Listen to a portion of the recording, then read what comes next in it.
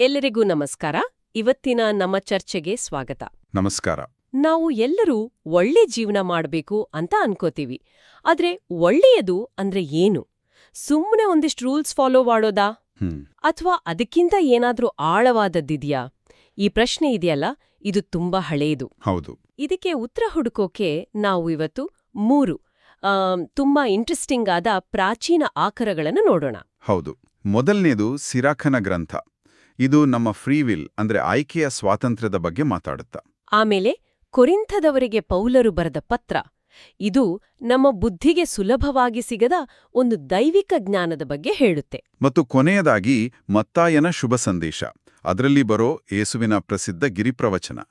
ಇದು ನಿಯಮಗಳ ಹಿಂದಿರೋ ನಮ್ಮ ಹೃದಯದ ಸ್ಥಿತಿಯ ಬಗ್ಗೆ ಮಾತಾಡುತ್ತೆ. ಸರಿ, ಹಾಗಾದ್ರೆ ಈ ಸಾವಿರಾರು ವರ್ಷಗಳ ಹಿಂದಿನ ಮಾತುಗಳು ನಮ್ಮ ಇವತ್ತಿನ ಲೈಫ್ಗೆ, ನಮ್ಮ ಕನ್ಫ್ಯೂಷನ್ಗಳಿಗೆ ಹೇಗೆ ದಾರಿ ತೋರಿಸ್ಬೋದು ಅಂತ ನೋಡೋಣ. ಜವಾಬ್ದಾರಿ, ಜ್ಞಾನ ಮತ್ತು ಆಂತರಿಕ ಪರಿವರ್ತನೆ, ಇದರ ನಡುವಿನ ಸಂಬಂಧ ಏನು ಅಂತ ಬಿಡಿಸಿ ನೋಡೋಣ. ಶುರು ಮಾಡೋಣ. ಓಕೆ, ಮೊದಲಿಗೆ ಸಿರಾಖನ ಗ್ರಂಥ.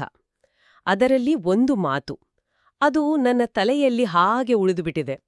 ನಿನ್ನ ಮುಂದೆ ಇಟ್ಟಿರುವರು ಬೆಂಕಿಯನ್ನು ಹಾಗೂ ನೀರನ್ನು. ನೀನು ಆಯ್ದುಕೊಳ್ಳಬಹುದು ನಿನಗೆ ಬೇಕಾದದನ್ನು. ಎಷ್ಟು ಸ್ಟ್ರೇಟ್ ಫಾರ್ವರ್ಡ್ ಮಾತು ಅಲ್ವಾ ಇದು? ಹೌದು, ತುಂಬಾ ಪವರ್ಫುಲ್ ಸ್ಟೇಟ್ಮೆಂಟ್. ದೇವರು ನಮ್ಮನ್ನ ಪಪೆಟ್ಸ್ ತರ ಆಡ್ಸಲ್ಲ, ಆಯ್ಕೆ ಕಂಪ್ಲೀಟಾಗಿ ನಮ್ಮದು ಅಂತ ಹೇಳ್ದಾಗೆ. ಎಕ್ಸಾಕ್ಟ್ಲಿ. ಇದರ ಹಿಸ್ಟಾರಿಕಲ್ ಕಾಂಟೆಕ್ಸ್ಟ್ ನೋಡಿದ್ರೆ, ಅಂದ್ರೆ ಅದರ ಹಿನ್ನೆಲೆ ನೋಡಿದ್ರೆ, ಇದರ ಶಕ್ತಿ ಇನ್ನೂ ಚೆನ್ನಾಗಿ ಅರ್ಥ ಆಗತ್ತೆ. ಇದನ್ನು ಬರೆದಿದ್ದು ಸುಮಾರು ಕ್ರಿಸ್ತಪೂರ್ವ 2ನೇ ಶತಮಾನದಲ್ಲಿ. ಓ, ಅಂದ್ರೆ ಯೇಸುವಿಗಿಂತ ಮುಂಚೆ? ಹೌದು, ಸುಮಾರು 200 ವರ್ಷ ಮುಂಚೆ. ಆ ಕಾಲದಲ್ಲಿ ಗ್ರೀಕ್ ಫಿಲಾಸಫಿಯ ಪ್ರಭಾವ ತುಂಬಾ ಇತ್ತು ಗೊತ್ತಾ. ಅದರಲ್ಲಿ ಫೇಟಲಿಸಮ್ ಅಂತ, ಅಂದ್ರೆ ವಿಧಿ ನಿರ್ಧಾರ ಅನ್ನೋ ಕಾನ್ಸೆಪ್ಟ್ ಬಹಳ ಪಾಪ್ಯುಲರ್ ಆಗಿತ್ತು. ಹಣೆ ಬರಹಾದ ಹಾಗೆ, ಎಲ್ಲ ಮೊದಲೇ ಬರದಾಗಿದೆ, ನಾನೇನ್ ಮಾಡೋಕ್ಕಾಗತ್ತೆ ಅಂತ ಹೇಳೋದು. ಅದೇ ಜನರು ತಮ್ಮ ತಪ್ಪುಗಳಿಗೆ, ತಮ್ಮ ಪಾಪಗಳಿಗೆ ವಿಧಿಯನ್ನ ಅಥವಾ ದೇವರನ್ನೇ ದೂರುತ್ತಿದ್ರು. ನನ್ನ ವಿಧಿ ಹೀಗಿತ್ತು, ಅದಕ್ಕೆ ಹೀಗಾಯ್ತು ಅಂತ. ಜವಾಬ್ದಾರಿಯಿಂದ ನುಣುಚ್ಕೊಳ್ಳೋದು. ನಿಖರವಾಗಿ. ಅದನ್ನ ವಿರೋಧಿಸೋಕೆ, ಅದನ್ನ ಸರಿಪಡಿಸೋಕೆ ಬೆನ್ ಸಿರಾಕನು ಇದನ್ನ ಬರೆಯೋದು. ಇಲ್ಲ, ತಪ್ಪು ಮಾಡಿದ್ರೆ ಅದರ ಸಂಪೂರ್ಣ ಹೊಣೆ ನಿನ್ನದೇ, ಆಯ್ಕೆ ನಿನ್ನ ಕೈಯಲ್ಲೇ ಇದೆ ಅಂತ ಅವನು ಸ್ಪಷ್ಟಪಡಿಸ್ತಾನೆ. ಆ ಬೆಂಕಿ ಮತ್ತು ನೀರು ಅನ್ನೋದು ಸಿಂಬಾಲಿಕ್. ಹಾಗಾದ್ರೆ ಜೀವನ ಮತ್ತು ಮರಣ. ಹೌದು, ಒಳ್ಳೆಯದು ಮತ್ತು ಕೆಟ್ಟದ್ದು. ನೀನು ಯಾವುದನ್ನ ಬೇಕಾದರೂ ಆರಿಸ್ಕೋಬಹುದು. ಅದೇ ಆಕರದಲ್ಲಿ ಇನ್ನೊಂದು ಲೈನ್ ಇದೆಯಲ್ಲ, ದುರುಳನಾಗೆಂದು ದೇವರು ಯಾರಿಗೂ ಆಜ್ಞಾಪಿಸಲಿಲ್ಲ, ಪಾಪ ಮಾಡಲು ಯಾರಿಗೂ ಅನುಮತಿ ಕೊಟ್ಟಿಲ್ಲ. ಇದು ನಾವು ಹೇಳೋ ಎಲ್ಲ ಎಕ್ಸ್ಕ್ಯೂಸ್ಗಳ ಬಾಗಿಲನ್ನು ಮುಚ್ಚಿದ ಹಾಗೆ ಇದೆ. ಹೌದು, ದೇವರು ಯಾರಿಗೂ ನೀನು ಕೆಟ್ಟವನಾಗು ಅಂತ ಆರ್ಡರ್ ಮಾಡಿಲ್ಲ, ಹೋಗಿ ಪಾಪ ಮಾಡುವಂತ ಪರ್ಮಿಷನ್ ಕೂಡ ಕೊಟ್ಟಿಲ್ಲ. ಸೊ ಬ್ಲೇಮ್ ಗೇಮ್ ಮಾಡೋಕೆ ಚಾನ್ಸೇ ಇಲ್ಲ. ಆದರೆ ಇಲ್ಲೊಂದು ಸಣ್ಣ ಸೂಕ್ಷ್ಮವಾದ ಅಂಶ ಇದೆ. ದೇವರು ನಮಗೆ ಸ್ವಾತಂತ್ರ್ಯ ಕೊಟ್ಟಿದ್ದಾನೆ, ಸರಿ, ಆದರೆ ನಮ್ಮನ್ನ ಹಾಗೆ ಬಿಟ್ಟಿಲ್ಲ. ಆತ ಎಲ್ಲವನ್ನೂ ನೋಡ್ತಿದ್ದಾನೆ. ಓಕೆ. ಅದೇ ಭಾಗದಲ್ಲಿ ದೇವರಿಗೆ ಭಯಪಡುವವರ ಮೇಲಿದೆ ಆತನ ಕೃಪಾ ಕಟಾಕ್ಷ ಅಂತಾನೂ ಹೇಳಲಾಗುತ್ತೆ. ಇದರ ಅರ್ಥ, ನಾವು ನಮ್ಮ ಆಯ್ಕೆಗಳನ್ನು ಮಾಡುತ್ತೀವಿ, ಆದರೆ ನಾವು ದೇವರ ಮಾರ್ಗದರ್ಶನವನ್ನು ಪಾಲಿಸಿದ್ರೆ ಆತನ ಕೃಪೆ, ಆತನ ಸಹಾಯ ನಮ್ಮ ಮೇಲಿರುತ್ತೆ. ಸೊ ಇದೊಂದು ರೀತಿಯ ಜವಾಬ್ದಾರಿಯುತ ಸ್ವಾತಂತ್ರ್ಯ, ರೆಸ್ಪಾನ್ಸಿಬಲ್ ಫ್ರೀಡಮ್. ಪರ್ಫೆಕ್ಟ್. ಸರಿ, ಹಾಗಾದ್ರೆ ನಮ್ಮ ಆಯ್ಕೆ ನಮ್ದು ಅಂತಾಯ್ತು. ಆದ್ರೆ ಇಲ್ಲೊಂದು ಪ್ರಾಕ್ಟಿಕಲ್ ಪ್ರಾಬ್ಲಮ್ ಇದೆ. ನಮ್ಮ ಮುಂದೆ ಸಾವಿರಾರು ಆಯ್ಕೆಗಳಿವೆ. ಯಾವುದು ಸರಿ ಯಾವುದು ತಪ್ಪು ಅಂತ ಡಿಸೈಡ್ ಮಾಡೋಕೆ ನಮ್ಮ ನಾಲೆಡ್ಜ್, ನಮ್ಮ ಅನುಭವ ಸಾಕಾಗುತ್ತಾ? ತುಂಬಾ ಮುಖ್ಯವಾದ ಪ್ರಶ್ನೆ ಇದು. ನಮಗೆ ಸರಿ ಅನ್ಸಿದ್ದು ನಾಳೆ ತಪ್ಪಾಗ್ಬೋದು ಅಲ್ವಾ? ಬಹುಶಃ ಇಲ್ಲೇ ಇರ್ಬೇಕು ಪೌಲರು ಹೇಳೋ ಆ ದೈವಿಕ ಜ್ಞಾನದ ಅವಶ್ಯಕತೆ. ಖಂಡಿತ, ನೀವು ಸರಿಯಾದ ಪಾಯಿಂಟ್ಗೆ ಬಂದಿದ್ದೀರಿ. ಸಿರಾಕನು ಏನು ಮಾಡಬೇಕು ಅನ್ನೋದರ ಬಗ್ಗೆ ಜವಾಬ್ದಾರಿ ಕೊಟ್ರೆ, ಪೌಲರು ಹೇಗೆ ಸರಿಯಾದದ್ದನ್ನು ಆರಿಸಬೇಕು ಅಂತ ಹೇಳ್ತಾರೆ. ಅವರು ಕೊರಿಂಥದವರಿಗೆ ಪತ್ರ ಬರೆಯುವಾಗ ಅಲ್ಲಿದ್ದ ಪರಿಸ್ಥಿತಿ ಏನಂದ್ರೆ, ಕೊರಿಂಥ ನಗರ ಆಗಿನ ಕಾಲದ ಒಂದು ದೊಡ್ಡ ಜ್ಞಾನ ಕೇಂದ್ರ. ಫಿಲಾಸಫಿ, ತರ್ಕ, ಡಿಬೇಟ್ ಇವೆಲ್ಲದಕ್ಕೂ ಫೇಮಸ್. ಅಂದ್ರೆ ಎಲ್ಲದಕ್ಕೂ ಲಾಜಿಕ್ ಬೇಕು ಅಂತ ಕೇಳೋ ಜನ. ಹೌದು, ಅಂಥವರಿಗೆ ಶಿಲುಬೆ ಮೇಲೆ ಸತ್ತ ಒಬ್ಬ ವ್ಯಕ್ತಿ ಇಡೀ ಜಗತ್ತನ್ನ ರಕ್ಷಿಸ್ತಾನೆ ಅನ್ನೋ ಐಡಿಯಾ ಅದು ಒಂದ್ ರೀತಿ ಮೂರ್ಖತನವಾಗಿ ಕಾಣಿಸ್ತಿತ್ತು. ಇದರಲ್ಲಿ ಏನ್ ಲಾಜಿಕ್ ಇದೆ ಅಂತ ಕೇಳ್ತಿದ್ರು. ಓಕೆ. ಇಲ್ಲಿ ಪೌಲ್ರು 2 ಥರದ ಜ್ಞಾನದ ಬಗ್ಗೆ ಮಾತಾಡ್ತಾರೆ. ಒಂದು ಈ ಪ್ರಪಂಚದ ಬುದ್ಧಿವಂತಿಕೆ, ಅಂದ್ರೆ ಲೌಕಿಕ ಜ್ಞಾನ. ಇನ್ನೊಂದು ದೈವಿಕ ಜ್ಞಾನ, ಅಂದ್ರೆ ದೇವರ ನಿಗೂಢ ಯೋಜನೆ. ಪೌಲರ ಒಂದು ಮಾತು ಅದು ನನ್ನ ಗಮನ ಸೆಳೆಯಿತು. ಲೋಕಾಧಿಪತಿಗಳಾರಿಗೂ ಇದರ ಅರಿವಿರಲಿಲ್ಲ. ಹಾಗೆ ಅರಿತಿದ್ದರೆ ಆ ಮಹಿಮಾನ್ವಿತ ಪ್ರಭುವನ್ನು ಅವರು ಶಿಲುಬೆಗೇರಿಸುತ್ತಿರಲಿಲ್ಲ. ಇದು ಇವತ್ತಿಗೂ ಎಷ್ಟು ನಿಜ ಅಲ್ವಾ? ಹೌದು. ತುಂಬಾ ಬುದ್ಧಿವಂತರು ಅಧಿಕಾರದಲ್ಲಿರೋರು ಅಂತ ನಾವು ಅನ್ಕೊಂಡೋರು ಕೂಡ ಕೆಲವೊಮ್ಮೆ ದೊಡ್ಡ ಸತ್ಯವನ್ನೇ ನೋಡೋಕೆ ಫೇಲ್ ಆಗ್ತಾರೆ. ಅದ್ಭುತವಾದ ಹೋಲಿಕೆ. ಅಂದಿನ ಆ ಲೋಕಾಧಿಪತಿಗಳು ಅಂದ್ರೆ ಪಿಲಾತ, ಹೆರೋದ, ಯಹೂದಿ ಧಾರ್ಮಿಕ ಮುಖಂಡರು. ಅವರೆಲ್ಲರೂ ತಮ್ಮ ಲೌಕಿಕ ಜ್ಞಾನದಿಂದ, ತಮ್ಮ ರಾಜಕೀಯ ಬುದ್ಧಿವಂತಿಕೆಯಿಂದ ಯೇಸುವನ್ನ ನೋಡಿದ್ರು. ಅವರಿಗೆ ಯೇಸು ಒಬ್ಬ ರಾಜದ್ರೋಹಿ, ಒಬ್ಬ ಧರ್ಮನಿಂದಕ, ಒಬ್ಬ ಪ್ರಾಬ್ಲಮ್ ಮೇಕರ್ ಕಂಡ. ಅವರ ಲೆಕ್ಕಾಚಾರದಲ್ಲಿ. ಹೌದು. ಆದರೆ ದೇವರ ಜ್ಞಾನದ ದೃಷ್ಟಿಯಿಂದ ನೋಡಿದಾಗ ಅಲ್ಲಿ ಇಡೀ ಮಾನವ ಕುಲದ ರಕ್ಷಣೆಯ ಯೋಜನೆ ನಡೀತಾ ಇತ್ತು. ಒಂದೇ ಘಟನೆ, ಅದೇ ಎರಡು ಬೇರೆ ಬೇರೆ ದೃಷ್ಟಿಕೋನದಿಂದ ನೋಡಿದಾಗ ಅರ್ಥನೇ ಬೇರೆ. ಹಾಗಾದ್ರೆ ಈ ದೈವಿಕ ಜ್ಞಾನವನ್ನ ನಾವು ಪುಸ್ತಕ ಓದಿ ರಿಸರ್ಚ್ ಮಾಡಿ ಪಡ್ಕೊಳ್ಳೋಕ್ಕಾಗಲ್ವಾ? ಸಾಧ್ಯವೇ ಇಲ್ಲ. ಪೌಲರು ಅದನ್ನೇ ತುಂಬಾ ಸ್ಪಷ್ಟವಾಗಿ ಹೇಳ್ತಾರೆ.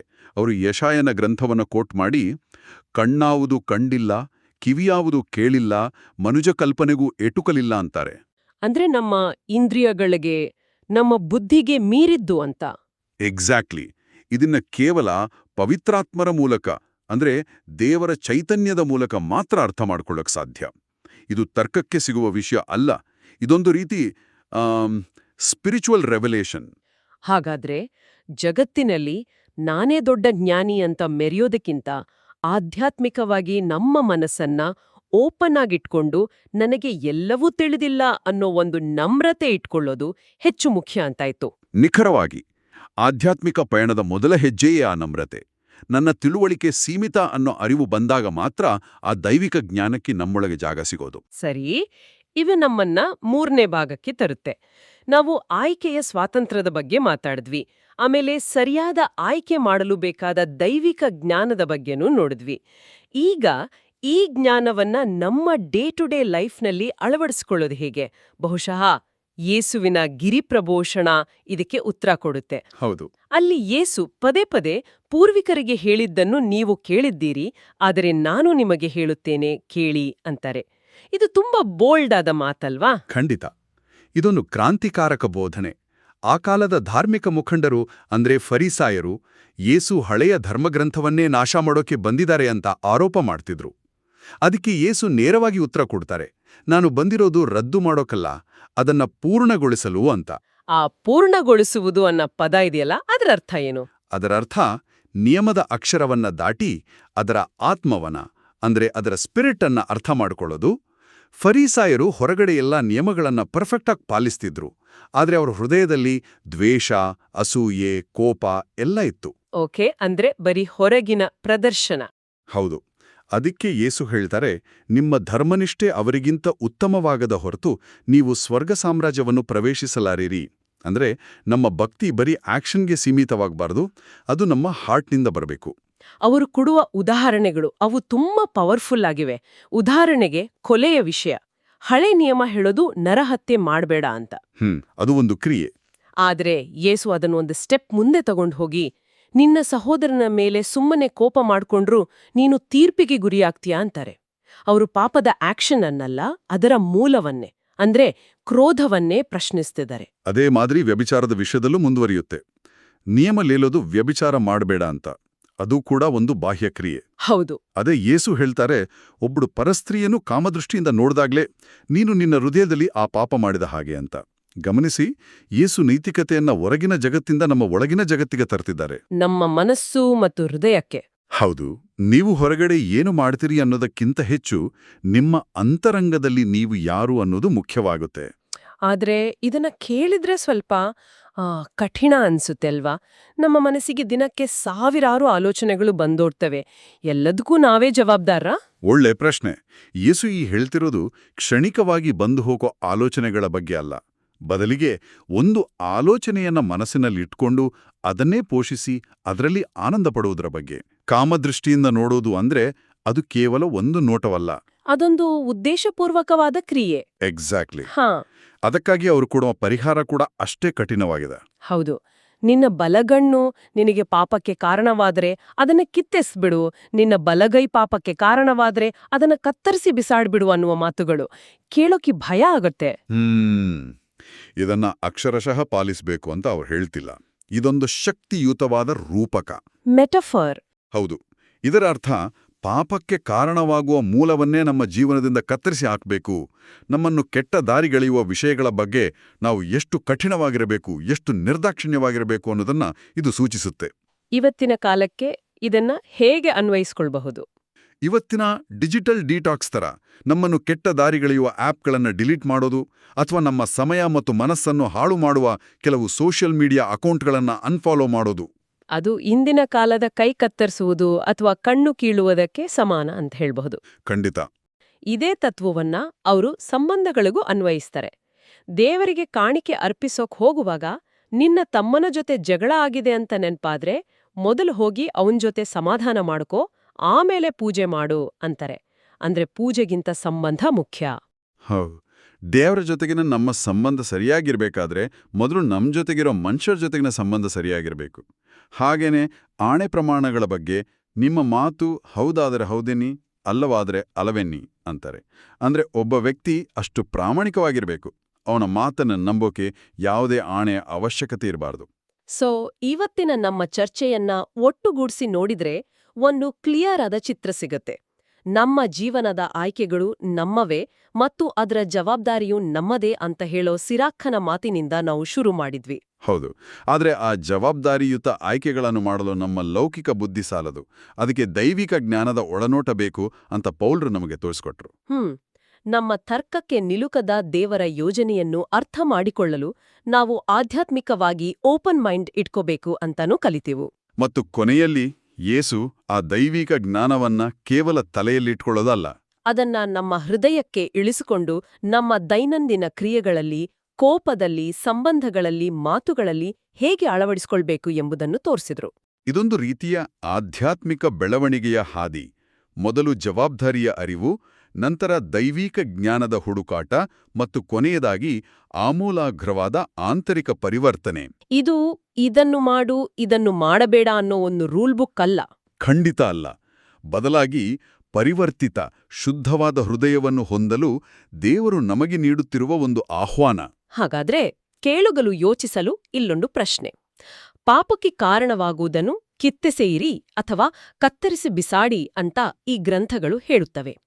ಮಾಹಿತಿ, ಮನರಂಜನೆ ಮತ್ತು ಪ್ರಚೋದನೆಗಳಿಂದ ತುಂಬಿ ತುಳುಕುತ್ತಿರುವ ನಮ್ಮ ಈ ಆಧುನಿಕ ಜಗತ್ತಿನಲ್ಲಿ ನಮಗೆ ಕಣ್ಣನ್ನು ಕೀಳುವುದಕ್ಕೆ ಅಥವಾ ಕೈಯನ್ನು ಕತ್ತರಿಸುವುದಕ್ಕೆ ಸಮಾನವಾದದ್ದು ಯಾವುದು? ನಮ್ಮ ಕ್ರಿಯೆಗಳನ್ನು ಮಾತ್ರವಲ್ಲ, ನಮ್ಮ ಆಲೋಚನೆ ಮತ್ತು ಹೃದಯವನ್ನು ಆ ಉನ್ನತ ನಿಯಮದೊಂದಿಗೆ ಹೊಂದಿಸಲು ನಾವು ನಮ್ಮ ಜೀವನದಿಂದ ಯಾವ ವಿಷಯಗಳನ್ನು, ಯಾವ ಅಭ್ಯಾಸಗಳನ್ನು ಅಥವಾ ಯಾವ ಸಂಬಂಧಗಳನ್ನು ಆಮೂಲಾಗ್ರವಾಗಿ ತೆಗೆದುಹಾಕಬೇಕಾಗಬಹುದು? ಇದರ ಬಗ್ಗೆ ಯೋಚಿಸಿ.